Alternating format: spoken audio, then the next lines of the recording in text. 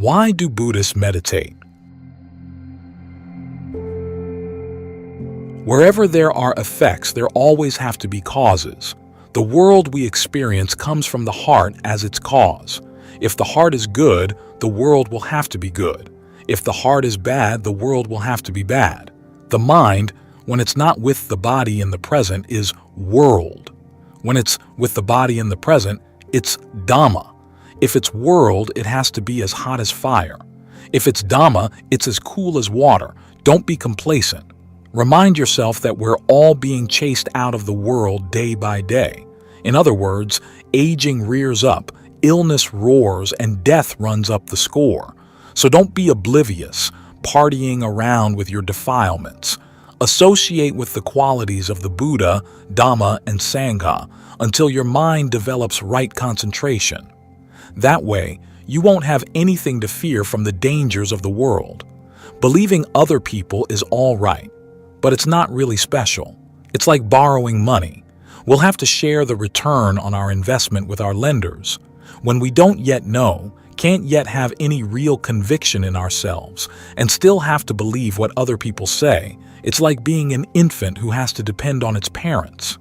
If we don't get stronger, we'll have to keep being nursed all the way through old age. If we don't try to train the mind until it's firm and unwavering, it won't give rise to the strength of concentration, and we'll have to keep on being a child. When we're able to shake off all the issues in the mind, leaving just the mind in and of itself, 3 gems will appear in it: the gem of the Buddha, the gem of the Dhamma, and the gem of the Sangha.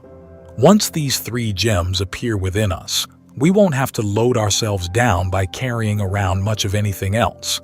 Simply put them under your arm if you like, or even up your nose. When you have this kind of wealth, your mind can be light, and noble treasures will arise within you. In other words, conviction in the qualities of the Buddha will appear within the mind. Then you practice in line with those qualities until you gain the various results they have to offer. You'll see the true Buddha, Dhamma, and Sangha in your heart. If you try to take refuge in the Buddha, Dhamma, and Sangha on the outer level, you're going to die for sure. The Buddha on the outer level entered Nibbana a long time ago. The Dhamma on the outer level is just letters and books. The Sangha on the outer level is the monks with shaven heads and yellow robes that you see roaming all over the country. If you try to hold on to these things, it's like carrying a heavy hoe that won't do you any good. But if you hold on to the virtues of the Buddha, Dhamma, and Sangha within you and then put them into practice, you'll realize that what you're looking for is right here in the heart. And then what do you want? To return to the human state? To attain a heavenly state? To attain Nibbana? Or go to hell? They're all possible, without your having to look for them anywhere else. The Buddha taught that the 5 aggregates are a heavy burden, because they all get to the point where we can't bear carrying them around anymore and have to throw them down in the mud. If you don't keep cleansing them, they keep getting heavier and heavier. If you then try to go depending on other people, you weigh them down, and you yourself are helpless. This is because stashing things away in the heart is like taking pictures without ever developing the film. What you eat gets put on the film. What you say gets put on the film. What you hear gets put on the film. But that's as far as it gets, on the film. You've never stopped to look at what kind of pictures you have, pretty or ugly.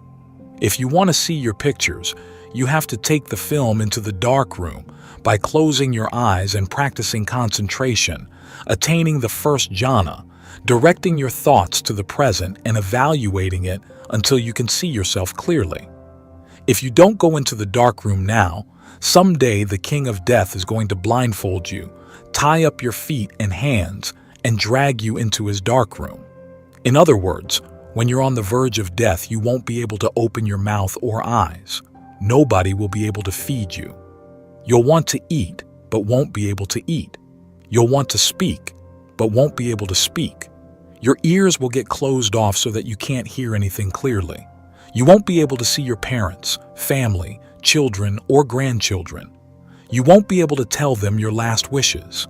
That's called the dark room of the king of death. The mind is the only thing that senses pleasure and pain. The body has no sense of these things at all. It's like taking a knife to murder someone. They don't hunt down the knife and punish it. They punish only the person who used it to commit murder. If your mind isn't good, then the goodness of your actions isn't really good, and the goodness of your words isn't really good either. You have to develop power within yourself, like stocking up on gunpowder. If a gun has no gunpowder, it can't be used to destroy anything. People who have to be servants are the ones who lack the power to be anyone else's boss. As for the people who have that power, all they have to do is point their fingers, and other people will jump up and run. If we don't develop our own powers, we'll have to be servants, slaves to defilement, throughout time. The body is like a knife. If you have a knife but don't keep sharpening it, it will get coated thick with rust. In the same way, if you have a body, physical elements, aggregates, and sense media, but don't train it and keep it polished, it'll get coated thick with defilements. If it were a gun, it wouldn't even kill a fly. Normally, the mind doesn't like to stay where it is. It keeps flowing out the eyes, ears, nose, tongue, and body, like a river that splits into 5 streams instead of flowing as one. In a river like that, the force of the current is weakened and can't run at full strength. In addition to flowing out the 5 senses, the mind also leaks out through thoughts of the past and future instead of staying firm in the present. This is why the mind has no peace or strength, because it never gets to rest. When the mind loses strength, the body loses strength as well and won't be able to succeed at anything. If the mind doesn't stay with the body in the present and instead wanders around exposed to external perceptions, it's bound to get into all sorts of difficulties, just like a person who doesn't stay in his house and instead goes running around outside. He's bound to be exposed to sun and rain, and he may get run over by a car or bitten by a rabid dog. If we stay in our home, then even though there may still be some dangers, they won't be too serious, and we won't get into difficulties. When the mind isn't quiet, it's like running around with a flaming torch. You're bound to burn yourself. Only when you stop running will you be able to cool down. People who accumulate merit but don't develop the heart's foundation are like people who own land but don't have a deed. They might be able to sell it for money, but they're an easy mark for a swindler because they don't have any firm basis for their claim. If you practice generosity and virtue but not meditation, the heart's foundation, it's like taking a bath on a hot day only from the waist down. If you don't bathe all the way from the head on down, you won't get totally refreshed because the coolness doesn't go all the way to the heart. External merit, generosity, and virtue is like the skin of a fruit. Internal merit, meditation, is like the flesh of the fruit. You can't have one without the other. If fruit doesn't have skin, its flesh won't grow. If it has skin but no flesh, you can't eat it. Each helps the other, but they differ in quality. External merit is what protects internal merit, while the internal merit nourishes merit outside. Today I'm going to talk about how to drill a well. This is a difficult skill, not like simply digging or plowing. We all want happiness, but we don't really know what happiness is. Real happiness is nothing other than the inner worth and skillfulness of the heart. So where are we going to find inner worth? Inner worth is like a well. The first kind of well is simply a depression in the ground for catching rainwater, like a pond. We can't get too much use out of this kind of well because there are times when water buffaloes, cattle, and other animals get in the water to bathe and drink, making it muddy. If you want to use the water, you have to filter it many times. This kind of well is like generosity, which gives only shallow rewards, like the water in a shallow depression. The second kind of well is like a deep reservoir. Cattle can't bathe or drink in it. The only animals that go into the reservoir are toads and frogs, but even so, if we want to use the water, we have to filter it first. This kind of well is like the virtue of observing the precepts, which gives deeper rewards than generosity. The third kind of well is an artesian well with a constantly running spring. No matter how much water you use, it never runs dry. This kind of well is so deep that even mosquitoes, your defilements, can't get down into the water. To drill this kind of well, you need to use a drill with a diamond bit and a strong steel shaft if you want to reach the underground water. This kind of well is like meditation because you have to use strong mindfulness, discernment, persistence, and endurance if you want to succeed at drilling. Mindfulness has to be like the diamond bit, and endurance, the steel shaft. When you use your persistence to drill on down, the results will arise as inner worth and skillfulness that keep flowing in, bathing the mind, like the waters of immortality that provide the mind with a constant stream of refreshment and delight. If we don't have a safe place for our inner worth, how is it going to help us? It's like raising horses or cows but not fencing in a place for them to stay. If they go wandering off, it's your fault, not theirs. If you don't practice virtue, concentration, and discernment on your own, you're going to get taken in by the symbols of refuge and never get to the real thing. The symbols of refuge are Buddha images, which are just symbols of the Buddha, Buddhist texts, which are symbols of the Dhamma, and Buddhist monks and nuns who are symbols of those who have practiced rightly and well until becoming noble disciples. If you get stuck on the outer level, you'll never meet with the real thing. Inner worth is like money. If your pocket has a hole, it'll let your money slip right through. If you do things that give rise to inner worth but don't keep that worth in your heart, it won't stay with you. When you're about to die and you call on it to help you, what will there be to answer your call? When this is the case, you can't criticize all the good things you've done for not helping you. You have to put the blame on yourself. If you stick $1 in your pocket but your pocket is torn, then when the time comes to buy a cup of coffee, you won't have any money to buy it. In that case, what are you going to blame, the money or your pocket? To practice meditation is like harvesting your crop of inner worth and eating it. If you don't harvest it, it'll spoil. If you eat it in time, it'll nourish your body. If you don't eat it in time, it'll go to waste. If you don't take your inner worth into your heart, you'll never feel full.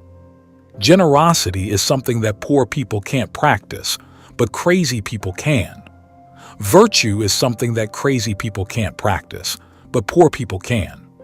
As for meditation, everyone can practice it, no matter what their age, sex, or station in life. A mind without concentration is like a pile of wooden posts left lying on the ground for people and animals to step all over.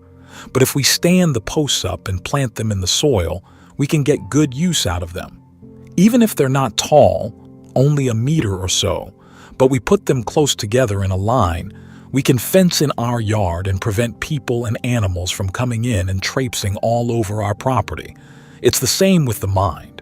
If we take a firm stance in concentration as the heart's foundation, keeping our mindfulness and alertness close together in line, we can keep defilements from slipping into the mind and making it soiled.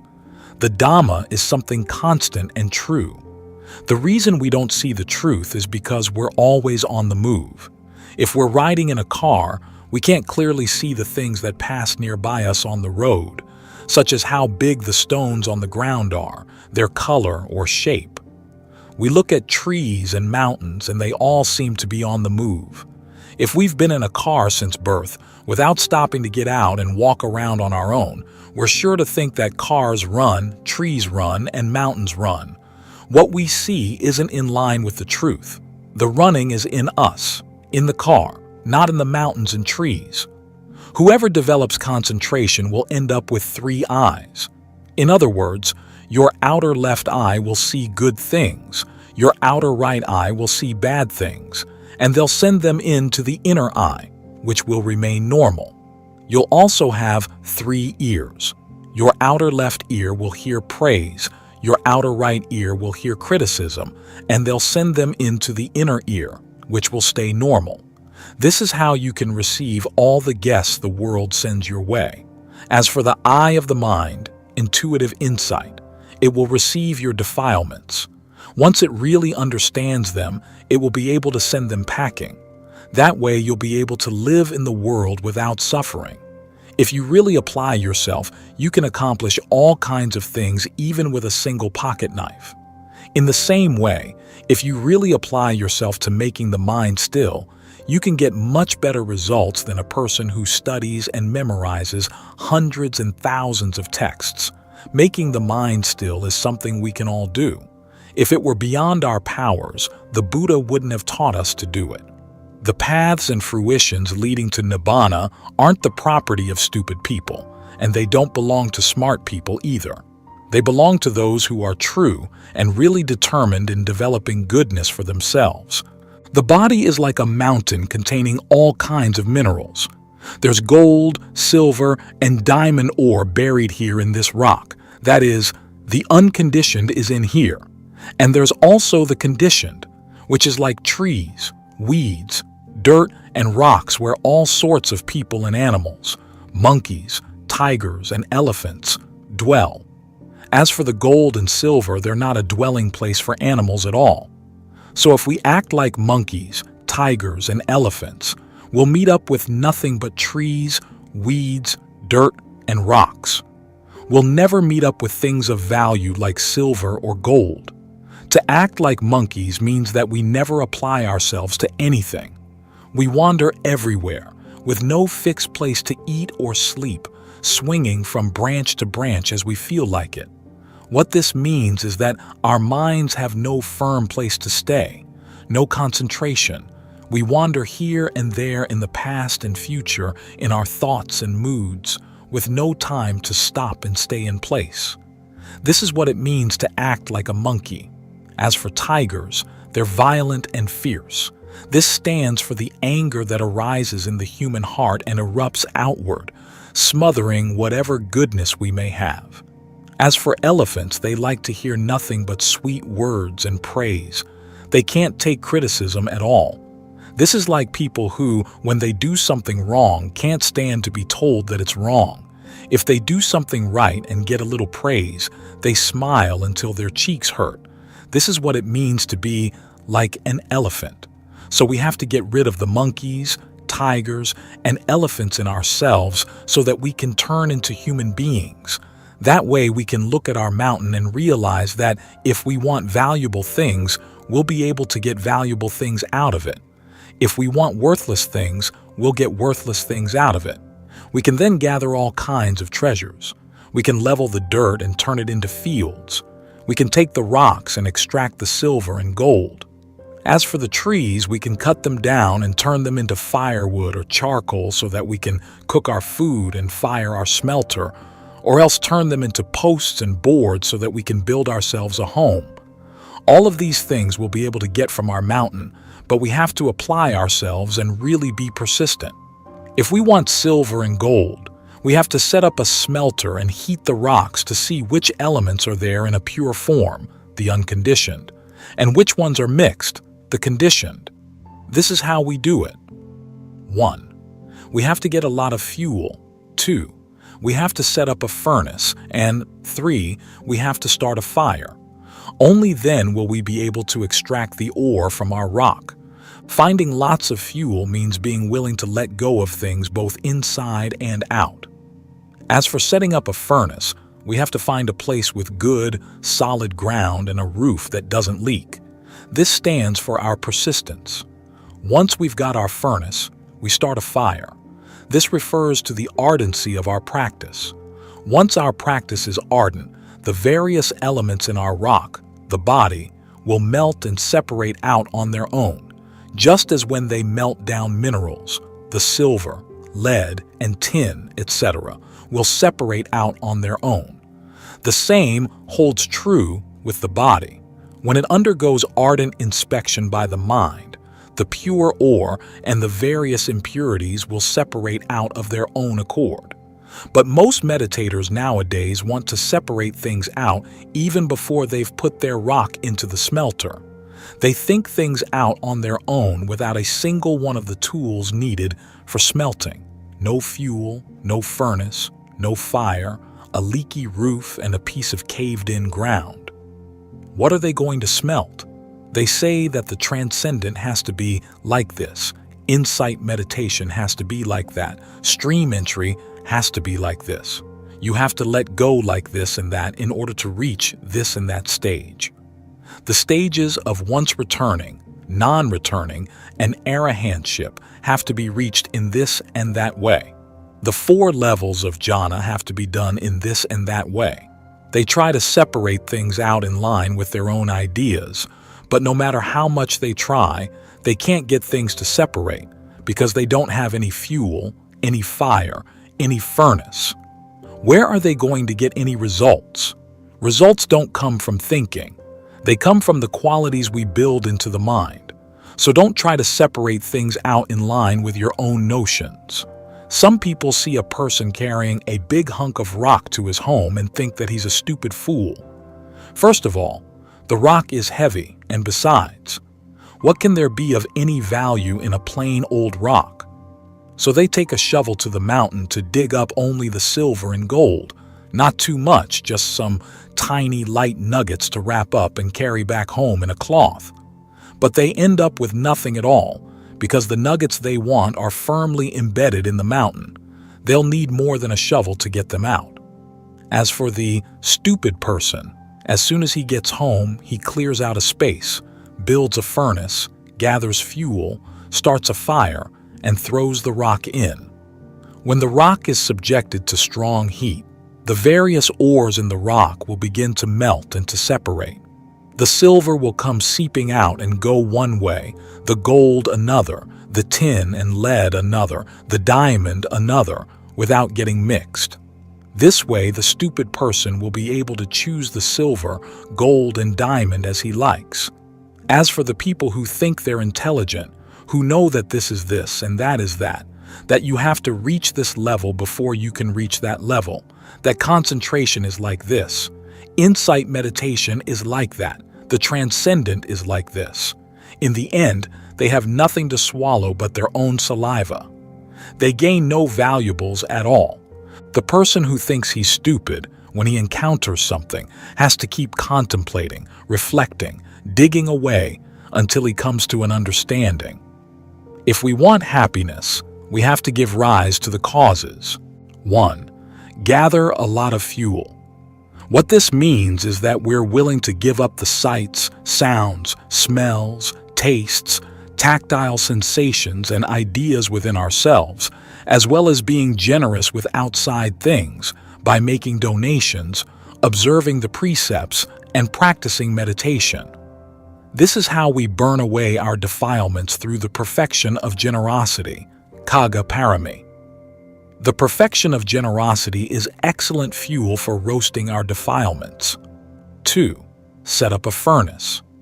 This stands for the effort we put into abandoning physical pleasure and sitting in meditation, thinking of the Buddha, Dhamma, and Sangha as a way of calming the mind.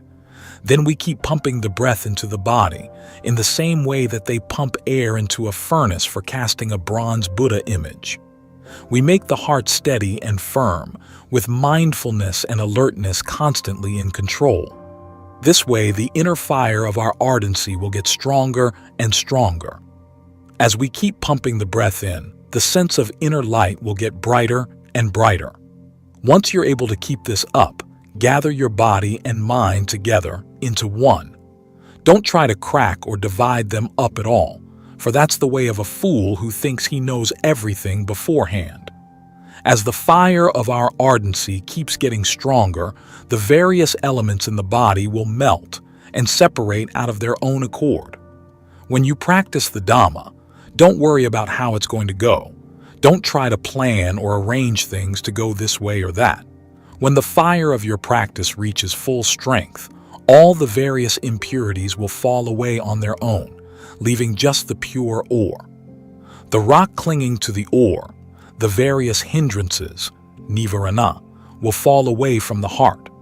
But if your furnace is full of holes, the fire will flicker outside and the heat inside will dissipate.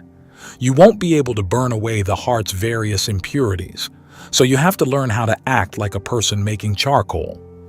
3. Start a fire. When people make charcoal, they start their fire and then close off their furnace, that is, we close off our senses, leaving just a tiny air vent, that is, our nose. With the furnace entirely closed off in this way, the wood they place in the furnace won't burn up or turn into ashes. When they finally open the furnace, they'll find hard, high-quality charcoal. In the same way, once we can remember our meditation word without getting distracted, the closing off of the furnace means that we close off the various perceptions that register by way of the eyes, ears, nose, tongue, body, and intellect. We close off the hindrances and don't let the mind flicker out after outside perceptions. Once everything is closed off in this way, the wood will keep smoldering away in the furnace. When the time comes to open it up, we'll find that there are no ashes and that we've ended up with good, hard charcoal of high quality. The solid goodness we develop in the heart is like charcoal that we can then use to smelt our ore. This way, the elements within us will gain strength, able to separate themselves into the conditioned and the unconditioned. Once we give rise to the 4 stages of jhana, unskillful mental states, the rock, will separate out and fall away. Sensual desire will separate out, ill will, torpor and lethargy, restlessness and anxiety, and uncertainty will all separate out and fall away. The mind will be totally absorbed in jhana, with directed thought and evaluation in charge. Just this is enough for insight to arise. We'll be able to see clearly what's diamond, what's silver, and what's gold. The silver is the sense of fullness or rapture. The gold is the sense of pleasure and ease that arises within. Once there's pleasure, no disturbances will appear in the mind, like a burning lantern when there's no wind to disturb the flame. This is the light of the dhamma, dhammopadipo, or the brilliance of discernment, paññapayoto, that is, insight meditation, arising. We'll see the Buddha, Dhamma, and Sangha within. The heart will give rise to treasures. This is like setting up a furnace and using charcoal to smelt ore. The various elements in the rock will separate out, leaving the unconditioned. Insight meditation is the fire we use to heat the rock. If we want things to separate out like this, we have to use insight meditation. Don't try to separate things out on your own. Whatever is going to turn into light, ashes, charcoal, or smoke will do so of its own accord. This is how we get past the conditioned. The unconditioned will separate out to one side, the conditioned to another. This way we'll get to see what's really true. But however things separate out, you have to keep using your discernment even further. If you get attached to good things, they can backfire on you. If you get attached to bad, you've gone wrong.